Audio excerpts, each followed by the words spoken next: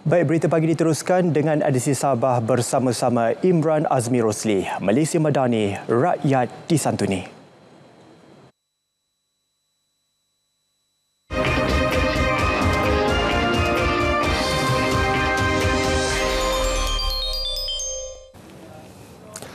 Langkah Suruhanjaya Perkhidmatan Pendidikan SPP menempatkan 1,000 guru baharu di sekolah-sekolah di Sabah tahun ini dihargai Ketua Menteri Datuk Seri Panglima Haji Jinor.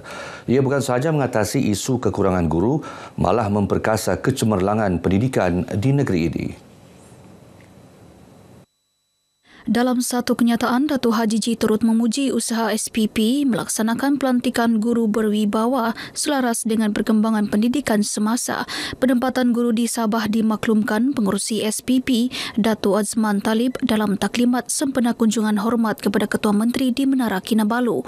Penempatan itu melibatkan 315 guru sekolah rendah dan 685 guru sekolah menengah. Sehingga 30 Jun lalu, kadar pengisian jawatan guru di Sabah mencapai 97.78%.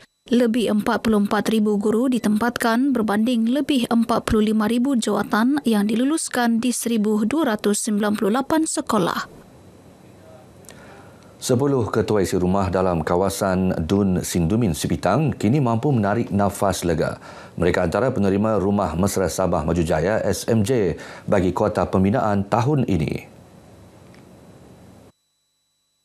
Rumah SMJ ini antara 37 unit yang telah disiapkan setakat suku ketiga tahun ini. Majlis penyerahan disempurnakan Adun Sindumin Datuk Dr. Yusuf Yaakob di beberapa kampung termasuk Kampung Pertarikan, Siputol, Kuala Menggalong, Merintaman dan Pelakat. Kita utamakan kepada is a growing family ataupun keluarga yang baru membangun. Tapi kategori miskin yang tidak mampu buat rumah, di mana ada suami, ada isteri, ada anak, itu keutamaan nombor satu. Kerana kita mahu anak itu membesar satu environment yang sehat, yang di mana mereka boleh belajar di rumah. Karena kami pun senang hatilah. Semua listrik dan air semua ada. Dan hidup kami pun berubah. Semoga kami sihat-sihat lah. Kami sekeluarga mengucapkan berbanyak terima kasih. Perubahan itu bersyukurlah. Ada kebaikan lah. Kerajaan bagi bantuan seperti ini. Kami mengucapkan berbanyak terima kasih kepada kerajaan. 3 buah rumah lagi di kawasan Dun Sindumin dalam proses pembinaan untuk disiapkan dalam masa terdekat. Setelah sekian lama menunggu, penduduk Kampung Ria Atas dan Kampung Kepain Lama di Apin-Apin, Keningau akhirnya menerima kabar gembira. Kampung mereka kini diwartakan secara rasmi oleh kerajaan negeri. Pewartaan bukan sahaja menjamin hak tanah dan kediaman, malah membuka peluang untuk penduduk menikmati pembangunan infrastruktur asas secara lebih teratur. Amat gembira dan terharu sekali karena pertemuan kami telah terlaksana dengan begitu jayanya sekali. Jadi saya ucapkan ribuan terima kasih lah. Kita buat yang terbaik untuk memupuk perpaduan dalam kampung kita sendirilah. Sebab ini kampung sudah diwartakan dan sudah bagi peluang kerajaan untuk menduduki, untuk mengambil ketetapan sampai bila-bila, bah. Penduduk turut menyifatkan pewartaan ini sebagai hadiah terbesar setelah sekian lama menantikan pengiktirafan rasmi. Selain yakin, ia bakal mempercepatkan pelaksanaan projek asas seperti jalan raya, bekalan elektrik dan air bersih. Projek Tempatan Banjir dan Pemulihan Infrastruktur Rosak akibat bencana. Tumpuan yang wajar diberikan kepada daerah Beaufort dalam Belanjawan 2026. Beaufort merupakan antara daerah di Sabah paling kerap dilanda banjir.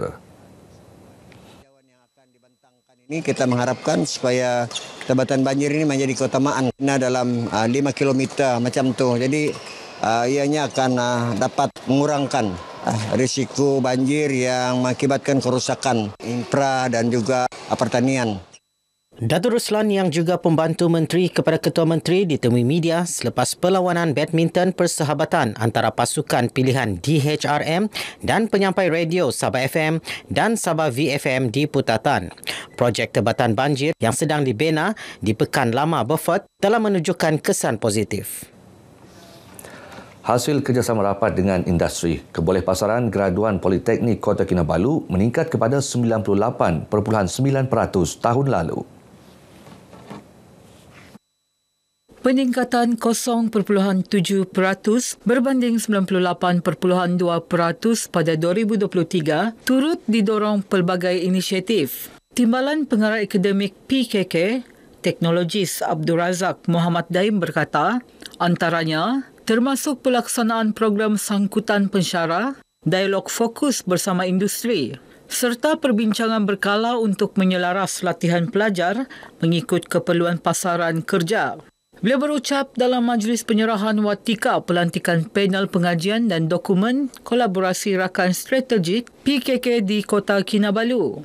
Perasmian disempurnakan Ketua Pegawai Eksekutif Institut Kajian Pembangunan Sabah, Datu Dr. Ramza Dambul. Dalam ucapannya, Datu Ramza yakin kerjasama PKK dengan pihak industri mampu melahirkan graduan PKK berkualiti tinggi dan cemerlang. Koperasi sekolah bukan sekadar platform jual beli, sebaliknya medan latihan keusahawanan progresif yang sistematik. Justru koperasi sekolah perlu memperkukuh kerjasama strategik dengan koperasi besar, usahawan tempatan dan pihak swasta. Demikian menurut Pembantu Menteri Pembangunan Perindustrian dan Keusahawanan, Datuk Andi Muhammad Suryadi Bandi ketika merasmikan Program Asas Keusahawanan Koperasi Aksi 25 peringkat negeri di Kota Kinabalu. Katanya langkah itu penting bagi memastikan produk mereka menembusi pasaran arus perdana. Setakat 31 Disember 2024, Sabah merekodkan 232 koperasi sekolah berdaftar serta keahlian 216,000 orang dengan perolehan keseluruhan 36.9 juta ringgit. Koperasi SMK Desa Kencana Berhad Lahadatu dinobatkan Johan projek terbaik Aksi 25 sekaligus mewakili Sabah ke peringkat kebangsaan. Pelajar latihan industri di Sabah menyifatkan inisiatif Budi 95 sebagai bantuan tepat pada masanya. Mereka juga layak menggunakan subsidi petrol RON 95 sehingga 300 liter sebulan. Sebabkan saya juga bawa kereta pergi kerja dan seminggu kadang satu tank tu habislah. Dalam sebulan dia boleh sangat membantulah dari segi pengurangan saya punya kos sara hidup sebagai seorang pelajar. Itu sebenarnya dia memberi orang bilang kebaikan yang sangat besar lah. Itu banyak tempat kita boleh pergi, jauh juga kita boleh jalan. Adalah bantuan kerajaan yang sangat baik kepada pelajar sebab sebagai seorang pelajar bantuan seperti inilah yang perlu disalurkan kepada kami. Sangat-sangat membantu kepada pelajar lah. Inisiatif Budi 95 membolehkan rakyat Malaysia berumur 16 tahun ke atas yang memiliki MyCard dan lesen memandu aktif layak menikmati subsidi petrol RON 95 pada harga RM1.99 seliter. Latihan bomba komuniti beri manfaat besar kepada belia kampung untuk meningkatkan kesiapsiagaan mereka menghadapi kebakaran. Di Kampung Dopo Petagas, 25 belia The Red Fighter berjaya menamatkan latihan teori dan amali di Balai Bomba dan Penyelamat Putatan. Latihan ini meliputi penggunaan alat pemadam api, menangani tong gas bocor serta teknik pemadaman menggunakan jentera bomba. Pengerusi Bomba Komuniti Kampung Dopo Lamuddin Jaafar berkata, latihan bukan sahaja memperkukuh kemahiran keselamatan, malah membolehkan belia membantu pemadaman awal dan menyalurkan maklumat penting sebelum pasukan bomba tiba. Program ini turut mendedahkan masyarakat kampung kepada tata cara mengendalikan kebakaran secara lebih sistematik dan berkesan. Pertandingan Kuaya Simfoni Integriti 2025. Kementerian Kejaraya dan Pejabat Hal Ehwal Dalam Negeri dan Penyelidikan Sabah Johan bagi kategori kementerian dan agensi bawah Jabatan Ketua Menteri sekaligus membawa pulang hadiah wang tunai RM3,000 beserta trofi. Hadiah disampaikan Setiausaha Kerajaan Negeri Datuk Seri Panglima Safar Untung. Terdahulu dalam ucapannya, Datuk Safar berkata pertandingan dilaksana sempena Varsha Integriti 2025 sebagai wadah memperkukuh budaya integriti dan semangat kerja berpasukan dalam kalangan pejabat awam.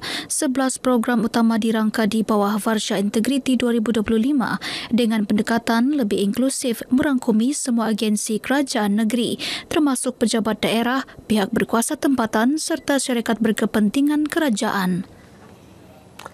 Baik saudara, sekian paparan berita pagi Sabah kali ini. Menyusul selepas ini berita pagi Sarawak bersama Buma Wain. Malaysia Madani, rakyat disantuni.